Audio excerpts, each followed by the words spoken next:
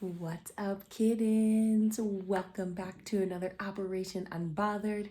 Thank you for always choosing to spend your time here with me, exploring this multidimensional experience. It's a journey, it's illuminating, it's a process of recognizing oneself and nourishing the soul while on the journey of awakening from one's spiritual amnesia. A Course in Miracles. It is possible that you have learned to be loving, wise, and very understanding therapist. Accept for yourself. If so, that exception has given you more than perception for others because of what you saw in them, but less than knowledge of your real relationship to them because you did not make them part of you. To perceive is not to know. Perception is not knowledge. When one perceives another as separate from themselves, disregarding the sonship, that we are all fragments of the same source, it is a false conclusion that is derived from miscreation, a separation, a judgment, a secular conclusion that does not support the unifying of the sonship, rather a continuous wedge that creates a further fracture or a moat around one's self-perception of that is not me. Cambridge Dictionary defines a moat as a long, wide hole that is dug all the way around a place, such as a castle, and usually filled with water to make it more difficult to attack. It is the ego's will to create a separation between each of us in order to maintain its illusion of control, when it is the programming of the secular world that nourishes the ego through these miscreations. To judge another is to do so with limited data. Neville Goddard in Out of This World states, observe that if we bisect a solid, its cross-section will be a surface. By bisecting a surface, we obtain a line. And by bisecting a line, we get a point. This means that a point is but a cross-section of a line, which is, in turn, but a cross-section of a surface, which is, in turn, but a cross-section of a solid, which is, in turn, if carried to its logical conclusion, but a cross-section of a four-dimensional object. We cannot avoid the inference that all three-dimensional objects are but cross-sections of a four-dimensional bodies, which means when I meet you, I meet a cross-section of the four-dimensional you, the four-dimension self that is not seen. To see the four-dimensional self, I must see every cross-section or moment of your life from birth to death and see them all as coexisting. My focus should take in the entire array of sensory impressions which you have experienced on earth, plus those you might encounter. Meaning that one moment in time is a fraction of the fragment of the brother that is being observed.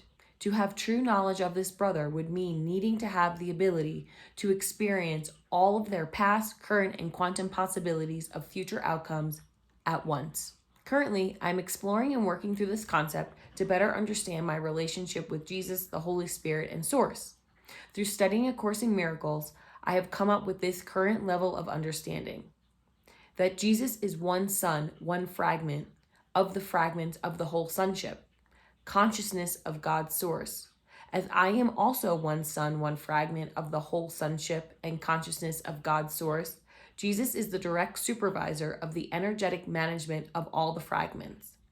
And the Holy Spirit is the executive director, or the rays of the sun that provide the direct illumination of the sonship fragments that is generated directly by God's source.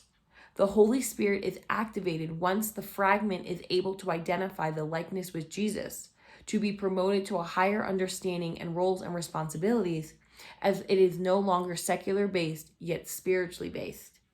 And that God's source is the angel investor, the actual sun, or in Spanish, sol, S-O-L, always illuminating, providing the direct sunshine and nourishment through the Holy Spirit, the sun, S-U-N-S, sons, S-O-N-S, souls, S-O-L-S, rays, to the fragment sonship.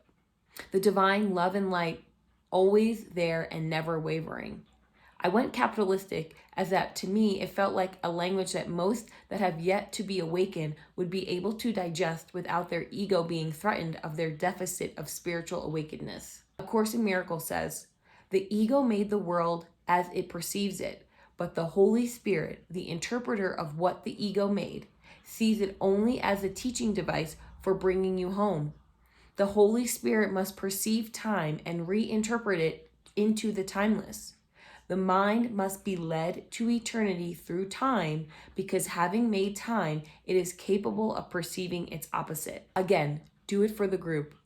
As defined by Study Notes ABA, interdependent group contingency is a group contingency where reinforcement is available only if everyone in the group meets the criteria. It's an all or nothing. With an emphasis on the all rather than the nothing is where I continue to direct my intentions. Doing my part to bring all of the sonship together through being unbothered of the secular programming and remaining in my divine purpose to do my part to save the world and share my internal illumination and light with those around me. I was first introduced to Dr. Kelly Starrett, the co-founder of the Ready State, during my mid-20s when I was a CrossFitting yogi and began studying more about mobility and was learning through his book, Becoming a Supple Leopard, which I do highly recommend. I think it is a fantastic book, no matter where you are in your own physical body journey. As I have recently been getting back into my burpeeing ways with my consistent yoga practice, I've been watching his content again for practical mobility tips and education. His video today prompted me to consider what it means to be a teacher, a role model, and in his case, a coach. He says, "One of the things we can do as coaches is connect the dots for our athletes on different squatting movements. As soon as I hand something new to an athlete in a different position, they can lose the narrative. So this is why we focus on the feet. It shouldn't matter what the squatting skill is. My athletes should be balanced between the ball foot and the heel." To me, this exemplified the concept of, as a coach, creating the athlete awareness of the foundational mechanics of a skill, so that when a novel experience occurs, the body already has the automatic response to remain in correct form, the correct mindset, the correct positioning. That no matter what, the coach's guidance has allowed for the athlete to practice proper form and has been altered through visual, verbal, and tactile clues of what is out of alignment. Much like the process of transitioning from secular and ego-driven mindedness to right-mindedness, Source provides the experiences to identify the correct form, the correct mindset, the correct positioning that is in alignment with one's highest frequency, regardless of what the secular dimension is reflecting back. There is an automatic response that activates the knowing, not the perception of, this is right-mindedness, this is secular mindedness. It takes practice, it takes role modeling, it takes a growth mindset. It takes the choice to be open to receiving the divine guidance to gain the knowledge of alignment. A Course in Miracles says, "You cannot learn except by teaching." With that, everyone, I wish you a grand rising, a grand afternoon, a grand evening, wherever you are in the world. Blessings and abundance, love and light, and I will see you tomorrow. Bye.